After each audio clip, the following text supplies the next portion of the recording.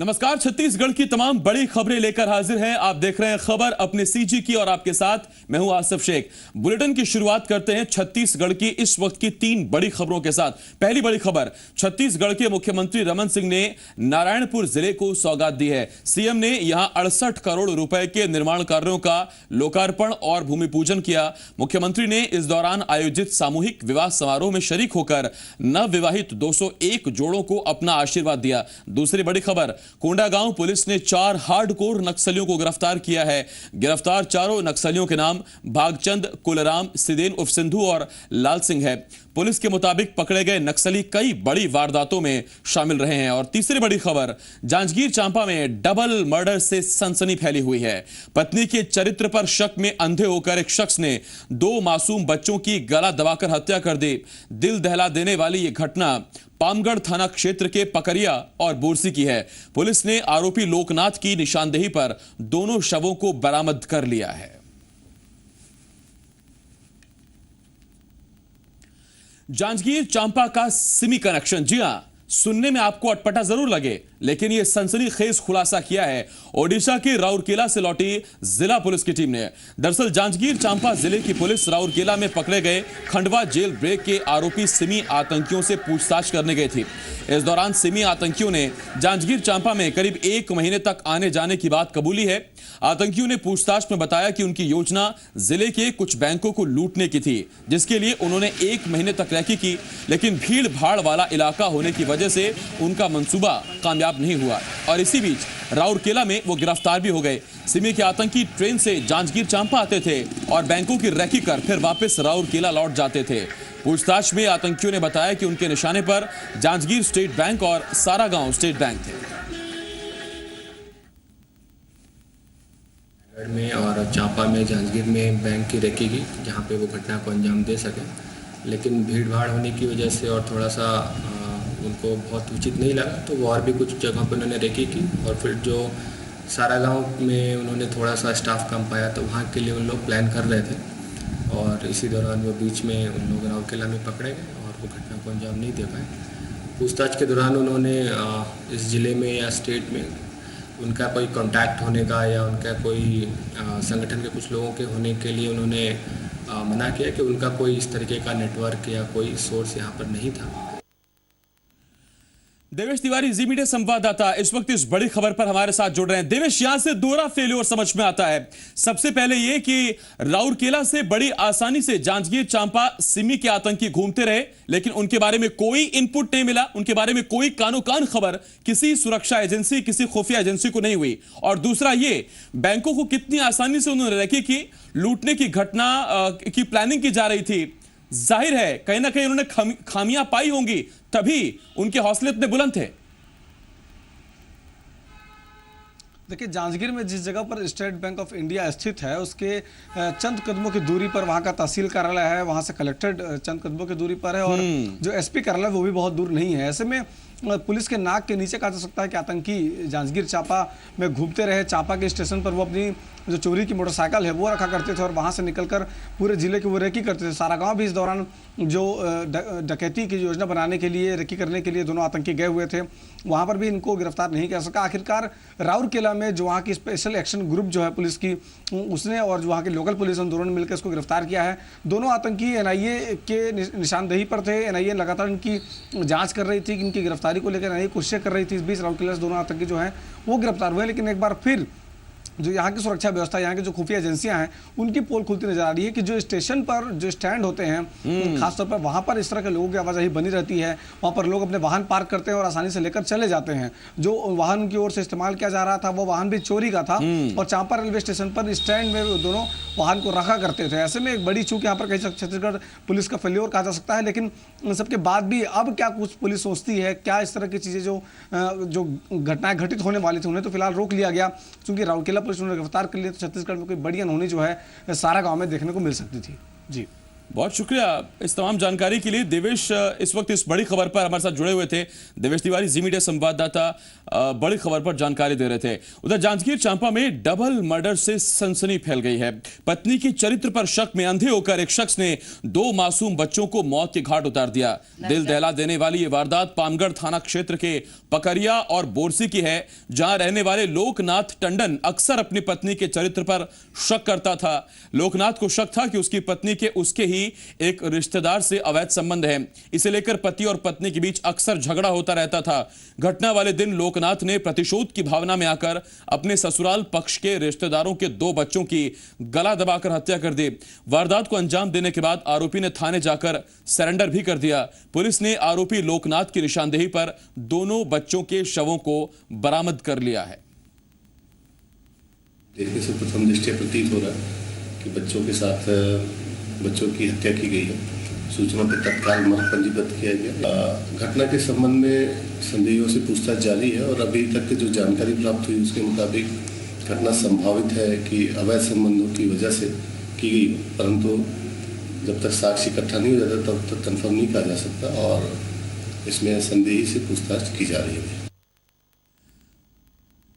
भिलाई के सुरडुंग गांव में एक युवक की निर्माणाधीन पानी की टंकी से गिरकर मौत हो गई। बताया जा रहा है कि युवक पानी की टंकी पर खुदकुशी की नीयत से ही चढ़ा था। फांसी लगाने के दौरान बेल्ट टूटने से वो नीचे गिर गया और उसकी मौत हो गई।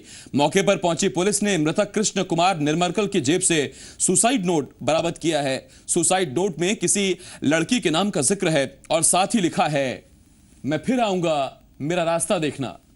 सुसाइड नोट के आधार पर पुलिस इसे प्रेम प्रसंग में नाकामी का मामला मान रही है। पुलिस ने शव को पोस्टमार्टम के लिए भेजकर मामला दर्ज कर लिया है। पेशे से ड्राइवर है, ठेला चलाता था। कल भी काम में गया था, रात्रि में अपना आया है वापस करीब 10 बजे। गांव वाले देखे हैं टंकी के ऊपर ग्रिल लगा हुआ है। टंकी है लगभग 60-65 फीट ऊंचाई, वहाँ पे बेल्ट लगा है। संभवतः ये उसमें फांसी लगाने की कोशिश किया है, जो बेल्ट टूट जाने से नीचे गिर गया है। उधर कोंडागांव पुलिस ने 4 हार्डकोर नक्सलियों को गिरफ्तार किया है। कोंडागांव से सटे नारायणपुर जिले में आज सीएम रमन सिंह के कार्यक्रम को देखते हुए पुलिस और सीआरपीएफ की संयुक्त टीम गश्त पर निकली थी। इस दौरान कुदुर और उसकी जंगलों में जवानों को देखकर चारों नक्सली भागने लगे, जिसके बाद पुलिस ने घेराबंदी कर इन्हें धर दबोचा। गिरफ्तार चारों नक्सलियों के नाम भागचंद, कुलराम, सिदेन उर्फ सिंधु और लाल सिंह बताए जा रहे हैं। पुलिस के मुताबिक पकड़े गए नक्सली कई बड़ी वारदातों में शामिल रहे हैं। पुलिस ने चारों नक्सलियों के खिलाफ मामला दर्ज कर उन्हें जगदलपुर के विशेष अदालत में पेश किया है।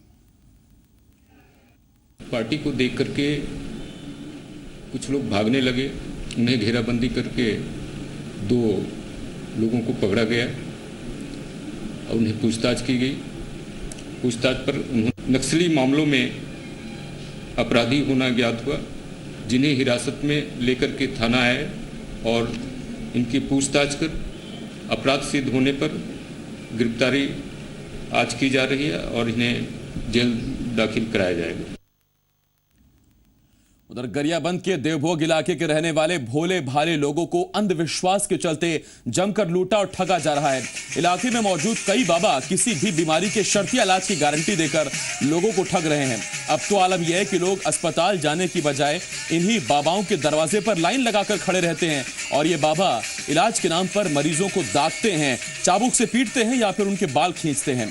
जनप्रतिनिधि इलाके में जागरूकता की कमी बताकर पल्ला झाड़ रहे हैं, तो उधर पुलिस और प्रशासन सब कुछ जानते हुए भी अनजान बने बैठे हैं।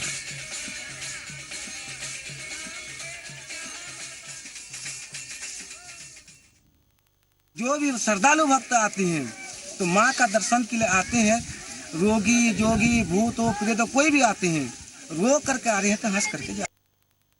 शासन प्रशासन को समय समय पर यहाँ पर मांग की गई है शिशु रोग विशेषज्ञ, महिला गायनिक, हड्डियों के डॉक्टर और भी वगैरह, लेकिन उन सब चीज़ों पे ध्यान नहीं दिया जा रहा है। इसलिए यहाँ के लोग झाड़ फूक की तरफ ज़्यादा रुझान रखते हैं। यहाँ अगर पर्याप्त सुविधा हो और चिकित्सा का पूरी सुविधा उपलब्ध की जाए तो शायद झाड़ फूक की तरफ लोग ना जाए।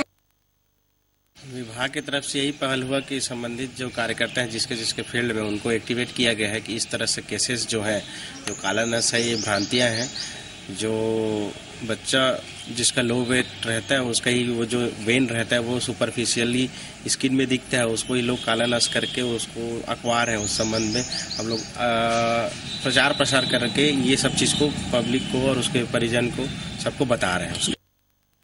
छत्तीसगढ़ के मुख्यमंत्री रमन सिंह ने नारायणपुर जिले को सौगात दी है। सीएम ने यहां 68 करोड़ रुपए के निर्माण कार्यों का लोकार्पण और भूमि पूजन किया।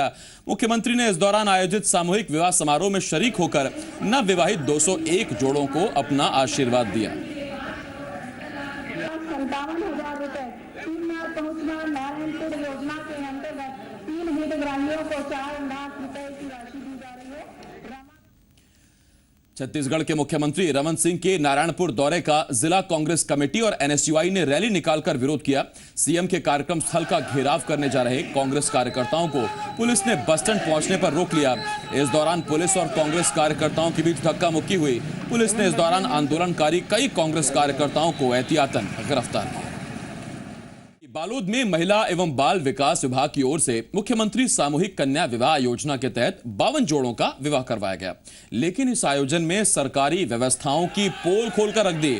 शादी समारोह में शामिल हुए दूल्हा दुल्हन और उनके परिवार वाले खाने पीने से लेकर जरूरत की कई चीजों के लिए भटकते नजर आए। इसके अलावा शादी की तारीख में अचानक बदलाव होने की वजह से कई जोड़े तो इसमें शरीक नहीं हो पाए।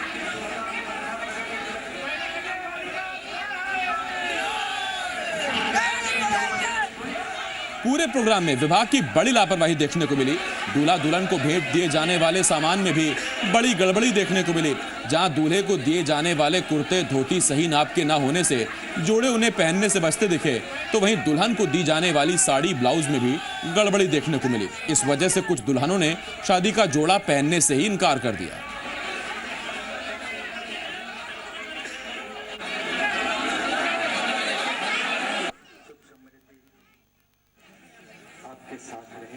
सामान दिया गया लेकिन धोती दिया, धोती बहुत छोटा है, और कुर्ता दिया गया, कुर्ता भी बहुत शरीर से ज़्यादा बड़ा है। बुलाया थे कि हर सामान दिया जाएगा, सही सामान दिया जाएगा, कपड़ा दिया जाएगा, जूता दिया जाएगा, लेकिन कुछ भी चीज़ की व्यवस्था नहीं है। साड़ी दिए हैं वो तो ठीक है, लेकिन ब्लाउज भी ढीला है और सैंडल वगैरह भी नहीं है, माला भी नहीं है।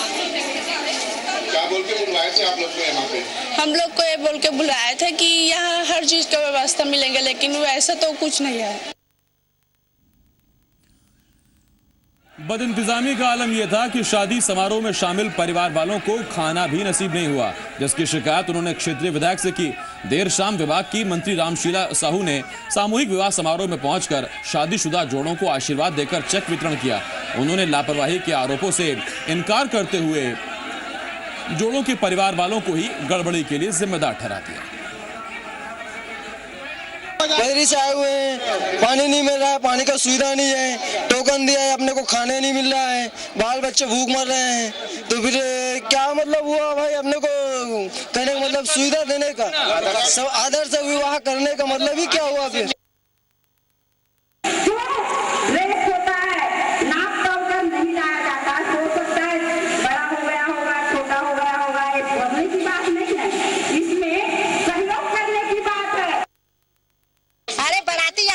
आते हैं क्या आप लोग जानते हो? ये आयोजन सामूहिक आदर्श विवाह है। वर पक्ष से 5 लोगों को आने का है, वधु पक्ष से 5 लोगों का। ये पूरा अपने मेहमान को लेके आने का नहीं है, कोई अनियमितता नहीं है।